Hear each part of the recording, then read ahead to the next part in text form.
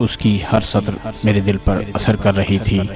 ایک جگہ پہ لکھا تھا کہ جو اس کتاب کو پڑھ کر بھی واصل باللہ نہ ہوا کم بخت بے نصیب ہے۔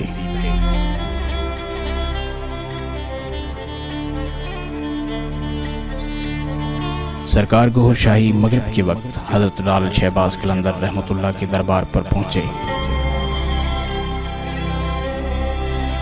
لوگ دھمال کر رہے تھے اور اپنے حال سے بے خبر لوٹ پوٹ ہو رہے تھے۔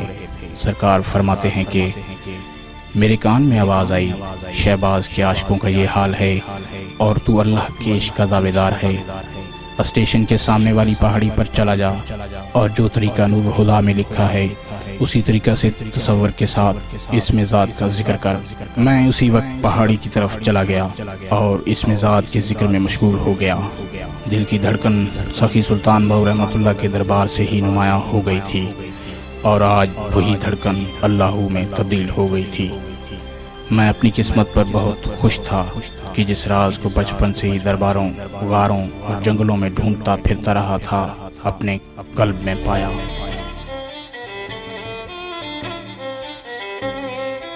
سیون اسٹیشن کے ساتھ یہ وہ پہاڑی ٹیلہ ہے جو تجلی گاہ کے نام سے مشہور ہے، جہاں قلندر پاک نے سرکار کو اسم ذات کی مشق کے لیے بھیجا تھا۔ اس جگہ کا واقعہ کچھ یوں ہے کہ آج کی شب یعنی 15 رمضان المبارک جب سورہ مزمل کی تلاوت کر رہا تھا، میں نے دیکھا کہ فجر کا سماں ہو گیا اور پہاڑی کے ارد گرد بے شمار کرسیاں بچھ گئیں اور پھر ان کرسیوں پہ بے شمار بزرگ عربی لباس میں ملبوس رونق افروز ہوئے۔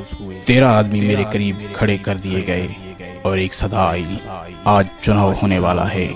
وہ آدمی عمر میں مجھ سے کافی بڑے تھے، کسی نے صرف کپڑے کی دھوتی اور کسی نے درختوں کے پتوں سے اپنا جسم ڈھانپا ہوا تھا۔ معلوم ہوتا تھا کہ عرصہ سے جنگلوں میں چلے وظیفے کر رہے ہیں۔ اتنے میں آسمان سے بجلی کی مانند ایک لمبی رو آئی اور میرے جسم پر آن گری۔ حاضرین حیران تھے کہ یہ کیسے ہو سکتا ہے، کل کا آیا ہوا پرانوں پر سبقت لے جائے۔ ان 13 آدمیوں کے منہ سے نکلا کہ شاید بھول ہو گئی۔ اتنے میں دوبارہ برقی رو آئی اور میرے جسم پر آن گری۔ ان 13 آدمیوں میں سے کسی نے غصہ سے، کسی نے حیرت سے میری طرف دیکھا اور چلے گئے۔ اس واقعہ کے بعد میرا جسم سخت بھاری ہو گیا اور میں بغیر کوئی مشق کیے لیٹ گیا۔ بال بال سے اللہ کی آواز سنائی دے رہی تھی، حتیٰ کہ دل سے ایسی سریلی آواز آ رہی تھی جیسے کوئی بچہ اللہ پڑھ رہا ہے۔ میں جس سمت دیکھتا لفظ اللہ لکھا نظر آتا اور اب دل پر بھی خوشخط سنہری لفظ اللہ نظر آیا۔ بے اختیار زبان سے سبحان اللہ نکلا۔ آج کے بعد کئی قسم کی مخلوق اور کئی بزرگوں کی ارواح مجھے دیکھنے کے لیے آتے۔ سردیوں کے موسم میں سرکار گوہر شاہی کو لال باغ میں اس درخت کے نیچے بیٹھنے کا حکم ہوا۔ یہی جگہ آپ کی چلہ گاہ کے نام سے مشہور ہے۔ بعد میں آپ کے مریدین نے 4 دیواری بنا کے چلہ گاہ کو محفوظ کر لیا۔ چلہ گاہ کی دائیں جانب قلندر پاک رحمۃ اللہ علیہ کی چلہ گاہ ہے۔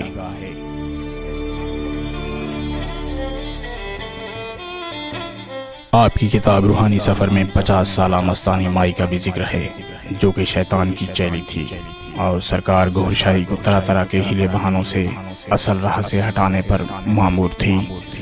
سرکار کی چلہ گاہ کے ساتھ ہی اس جگہ مستانی مائی کی جھونپڑی ہوا کرتی تھی۔ لال باغ میں یہ وہ چشمے ہیں جہاں سرکار گوہر شاہی وضو کے لیے ان راستوں سے آتے تھے۔ اسی چشمے کے پاس جو کھجور کا درخت ہے، روزہ رسول صلی اللہ علیہ وسلم کی آمد کا واقعہ رونما ہوا تھا۔ سرکار گوہر شاہی فرماتے ہیں کہ رات کے تقریباً 3 بجے ہوں گے، ذکر کی مشق کے بعد کھڑے ہو کر درود شریف کا ورد کر رہا تھا۔ فجر کا سماں ہو گیا، چشموں کی طرف سے بے شمار مرد عورتیں قطار در قطار کھڑے ہیں۔ سوچتا ہوں کہ آج کوئی بلند مرتبہ ملنے والا ہے۔ یہ لوگ مجھے دیکھنے کے لیے آئے ہیں، لیکن خیال آتا ہے کہ ان کی پشت میری طرف ہے، یہ کسی اور کا انتظار کر رہے ہیں۔ مغرب کی طرف سے ایک سبز رنگ کا روزہ اڑتا آ رہا ہے اور جہاں لوگ جمع ہیں وہیں اتر گیا۔ روزے میں سے ایک نورانی صورت نمودار ہوئی، عورتوں نے دیکھ کر جھومنا شروع کر دیا۔ ان کی زبان پر یہ الفاظ تھے، یا نبی سلام علیک، یا رسول سلام علیک۔ مرد بھی جھوم رہے تھے اور الصلاۃ والسلام علیک یا رسول اللہ پڑھ رہے تھے۔ اب وہ بزرگ مجمع سے گزر کر میری طرف بڑھے، جوں جوں قریب آ رہے تھے خوشی سے آنسو جاری ہوئے جا رہے تھے۔ دیکھنے کی خواہش ہے لیکن نظر اوپر کو نہیں اٹھتی، نور ہے جسے آنکھوں کو دیکھنے کی تاب نہیں، نہ دیکھوں ارمان رہے اور دیکھوں تو جان جائے۔ یہ نہر لال باغ کے قریب ہی واقع ہے۔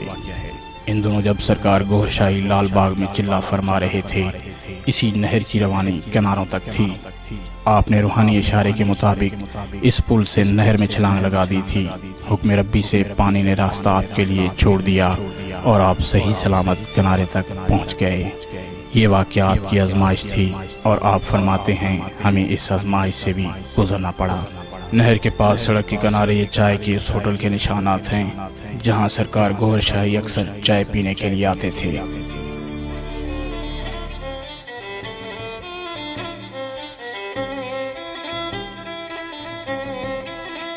جام شور ٹیکسٹ بک بورڈ، جس کے عقب میں سرکار گوھر شاہی نے اس جگہ جھونپڑی ڈال کر ذکر قلبی اور آصف وغیرہ کی دم کا سلسلہ شروع کیا۔ وہ لوگ جو سیون سے واقفیت رکھتے تھے ان کا آنا جانا شروع ہوا۔ یہاں کے لوگوں کا بھی تانتا بندھا۔ یونیورسٹی اور میڈیکل کے طلباء بھی ذکر و فکر میں دلچسپی لینے لگے۔ یہاں کا پرنسپل جو مخالفانہ عقائد رکھتا تھا اسٹوڈنٹس کو گوھر شاہی کے پاس آنے سے منع کیا، مگر وہ باز نہ آئے تو پرنسپل نے چوکیداروں کو حکم دیا کہ جھونپڑی اکھاڑ دو یا استعفیٰ دے دو۔ اس پر انہوں نے جھونپڑی اکھاڑ دی۔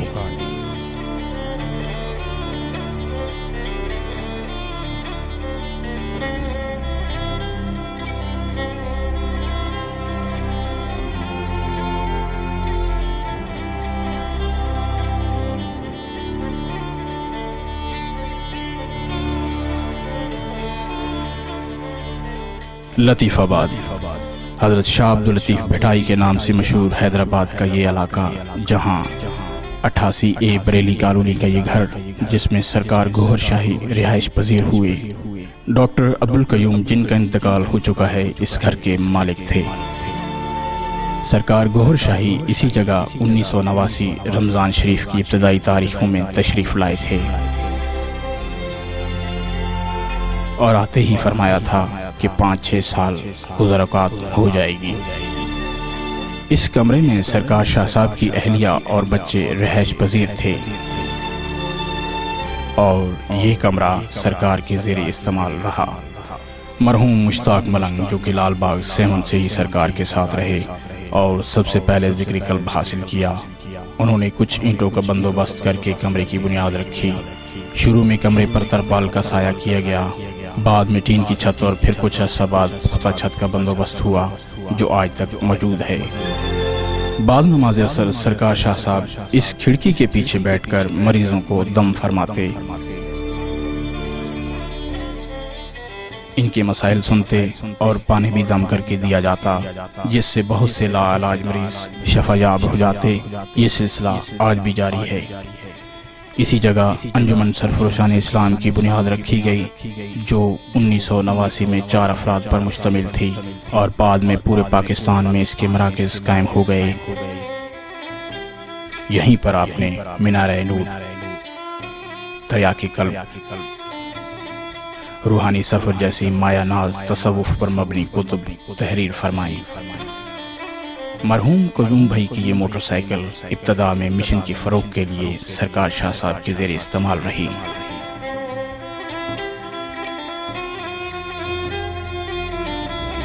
خدا کی بستی کوٹری، یہ حیدرآباد کے نزدیک ضلع دادو کی ایک تحصیل ہے۔